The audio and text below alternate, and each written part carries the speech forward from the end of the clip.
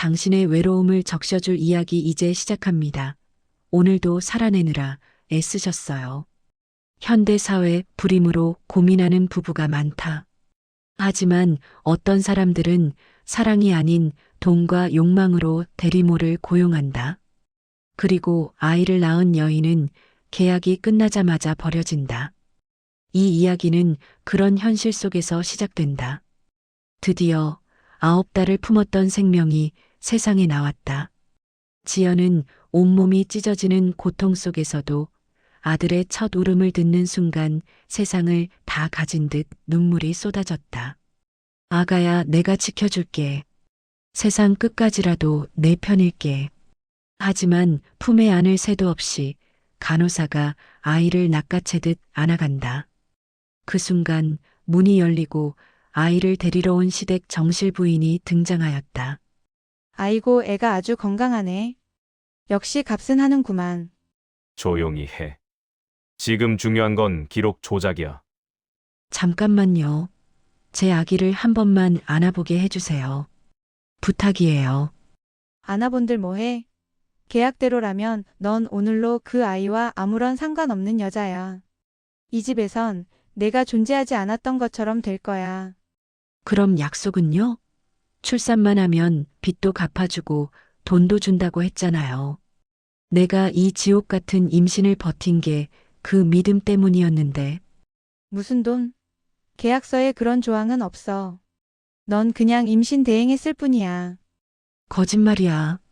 분명 약속했잖아요.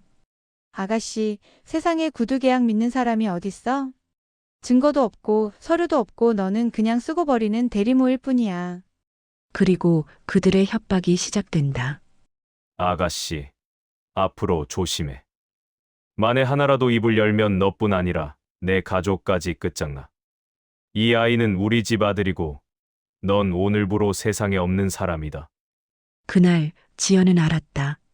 사람들이 말하는 계약이란 게 약속이 아니라 칼날 같은 족쇄라는 걸.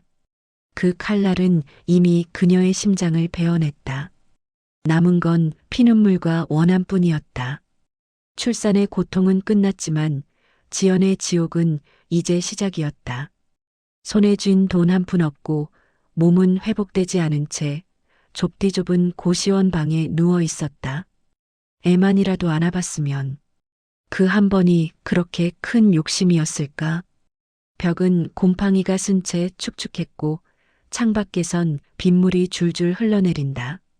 아픈 배를 움켜쥔 지연은 이불을 덮어보지만 온몸은 떨린다. 야, 지연이, 돈 언제 줄 거야? 출산한다고 도망갈 줄 알았냐? 조금만 기다려주세요. 곧 받을 돈이 있었는데. 받을 돈, 어디서 또 사기나 치려는 거냐? 너 같은 계집은 몸으로 갚는 수밖에 없지. 지연은 눈을 질끈 감고 문을 붙잡는다. 빚쟁이는 문을 발로 걷어차며 욕설을 퍼붓는다. 그 순간 지연은 알았다. 세상은 약속도 동정도 없는 곳이라는 걸. 그녀에게 남은 건 몸뚱이와 치욕뿐이었다. 며칠 후 지연은 편의점에서 야간 알바를 시작하였다. 하지만 사람들의 수군거림은 그녀를 더 옥죄었다. 저 여자 재벌가 애 낳아주고 버림받았다잖아. 그러게 돈만 잘 챙겼어도 인생 편했을 텐데. 머리도 나쁘지 몸만 쓰다 버려진 거지. 지연은 아무 말도 못하고 바코드를 찍는다. 손이 부들부들 떤다. 그녀는 억울했다. 아이를 팔았다는 낙인이 찍혔지만 진실은 빼앗겼다는 것이었다. 그러나 세상은 그녀의 진실 따윈 궁금해하지 않았다. 분노는 극에 달하였다. 그리고 지연은 다시 태어나야만 했다. 울음 대신 분노를, 체념 대신 집념을 품었다. 그녀의 인생은 더 이상 살아내는 것이 아니라 증거를 모으는 전쟁이 되었다. 지연은 술집 골목에서 브로커를 붙잡는다. 브로커는 이미 돈을 챙기고 튈 궁리를 하던 인물. 아가씨, 아직도 그 집안이랑 싸울 수 있다고 믿어? 너 같은 건 원래 쓰고 버리는 거야. 그러니까 내가 널 먼저 버려야겠네. 지연은 휴대폰을 꺼내 녹음기를 켠다. 그리고 일부러 큰 소리로 묻는다. 내가 3억 원 준다고 해서 아기 낳으라 했던 계약 다 내가 주선한 거 맞지? 맞다. 맞아. 근데 그거 들춰내면 넌 평생 거리에서 굶어 죽어. 순간 지연은 재빠르게 브로커 가방 속 계약 초안을 사진으로 찍는다. 플래시가 번쩍 브로커가 놀라지만 이미 늦었다. 다음으로 지연은 산부인과 의사를 찾아간다. 출산 당시 차트에는 대리모라는 흔적이 싹 지워져 있었다. 위에서 시켜서 한 것뿐이야. 기록 조작 안 하면 병원 날아간다고. 나도 피해자야. 병원이 날아가는 게 무서워요? 내 인생은 이미 날아갔어요. 내 아기까지 빼앗겼다고요. 그녀는 슬며시 녹음기를 보여준다. 의사는 얼굴이 하얗게 질리며 떨리는 목소리로 말한다. 내가 아는 걸 다 말해줄게. 대신 내 이름은 빼줘. 이번에는 30년 동안 재벌가에서 살림을 맡아온 베테랑 가사 도우미. 서러운 일은 산더미였고 마지막엔 개밥 주듯 대하는 대접에 진절머리가 난다고 했다. 내가 걸레질하다가 우연히 본 금고 번호만 알아도 저 집은 박살날 거야. 아줌마 세상에 복수의 열쇠가 걸레에서 나올 줄이야. 둘은 허탈하게 웃지만 그 웃음 뒤에는 진짜 분노가 끓어오른다. 그리고 지연은 변호사를 찾아가지만 상대가 재벌가예요. 당신은 계약서도 없고 힘도 없어요. 괜히 건드리면 오히려 역으로 명예훼손으로 고소당합니다. 언론사 기자도 비슷한 반응이었다. 재벌가 스캔들? 우리 목숨도 하나뿐인데 누가 대신 죽어주나요? 미안하지만 이건 못 다룹니다. 지연은 절망하며 건물을 나선다.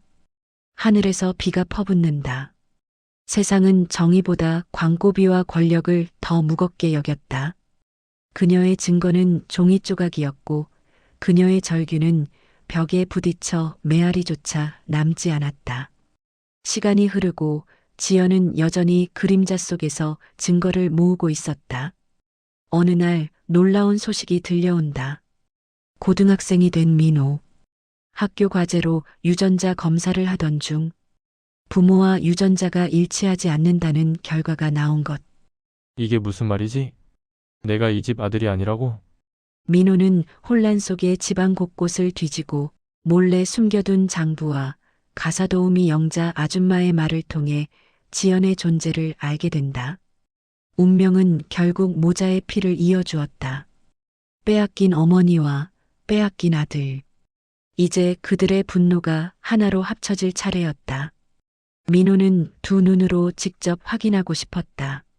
재벌가의 도련님으로 살아온 17년. 하지만 유전자 검사 한 장은 그의 세상을 무너뜨렸다. 내가 진짜 아들이 아니라고? 그 발걸음은 결국 허름한 고시원 앞에 멈췄다. 문이 열리자 지친 얼굴의 지연이 나타난다. 화려한 저택의 어머니와는 전혀 다른 꺼져가는 전등 불빛 아래 선 여인. 하지만 눈빛만큼은 민호가 거울에서 늘 보던 그것과 똑같았다. 정말 당신이 제 어머니입니까? 그래. 내가 내 엄마다. 하지만 널 버린 게 아니야. 너를 빼앗긴 거다. 민호의 눈에서도 눈물이 흐른다.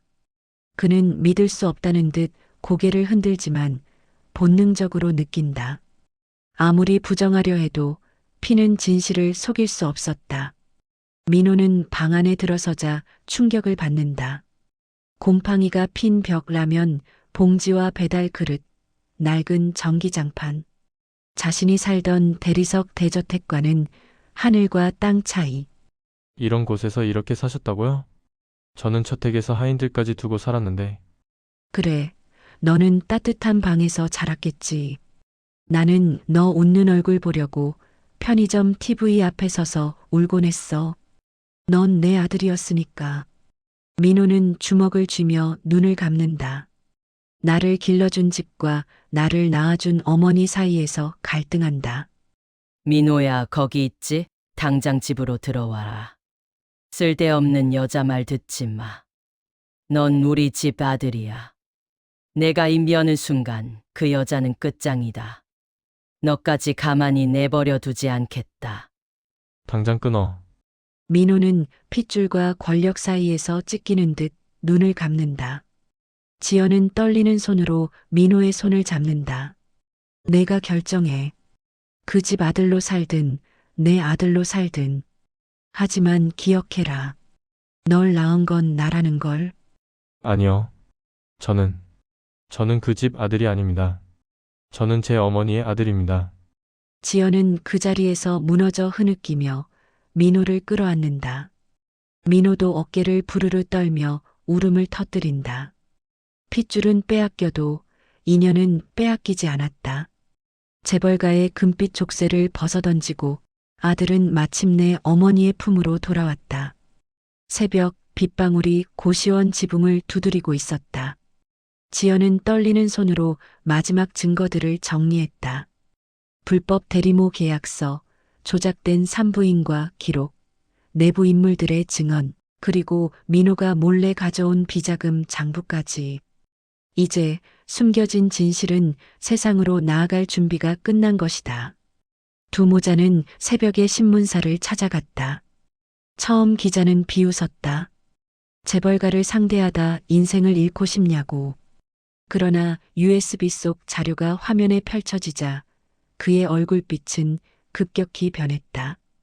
계약금 10억 원이 적힌 대리모 계약서, 정관계 인사들의 이름이 줄지어 기록된 계좌 거래 내역. 그 순간 기자는 알았다. 이것은 단순한 가정사가 아닌 나라를 흔들 파문이라는 것을. 그날 아침 전국은 충격에 빠졌다. 소성그룹 불법 대리모 계약과 비자금 조성. 뉴스 자막이 화면을 뒤덮었고 후계자로 알려진 민호가 스스로 친자가 아님을 밝히며 생모와 함께 폭로에 나섰다는 소식이 전해졌다. 포털은 순식간에 마비되었고 돈으로 산 아들, 빼앗긴 엄마, 정치인 명단이라는 단어가 실시간 검색어를 휩쓸었다. 검찰 특수부는 대규모 압수수색에 나섰다. 대리석으로 지어진 저택의 문은 열렸고 비밀 금고가 뜯겼다. 그 속에서 수십 개의 현금 박스와 금괴, 그리고 고위층에게 흘러간 비자금 장부가 드러났다. 재벌 회장은 수갑을 찬 채 끌려 나오며 끝내 외쳤다. 이건 조작이다. 내가 누군데. 그러나 수많은 카메라 플래시 앞에서 그의 절규는 공허한 메아리일 뿐이었다. 뉴스 생중계를 지켜보던 정실 아내는 그 자리에서 쓰러졌다. 언제나 화려한 보석과 옷으로 자신을 치장하던 그녀, 이제는 산소 마스크를 쓴 채 병실 침대 위에 누워 있었다. 타인의 모정을 짓밟아 얻은 부와 권력은 결국 차가운 링거줄로 남았다. 고시원의 작은 방, 낡은 TV 앞에서 지연과 민호는 서로를 끌어안고 울었다. 빼앗겼던 세월은 돌아오지 않았지만 이제라도 진실은 세상에 드러났다. 돈으로는 아이의 울음을 살 수 있었을지 몰라도 인과는 결코 돈으로 막을 수 없었다. 재벌가는 무너졌고 모자는 마침내 다시 하나가 되었다.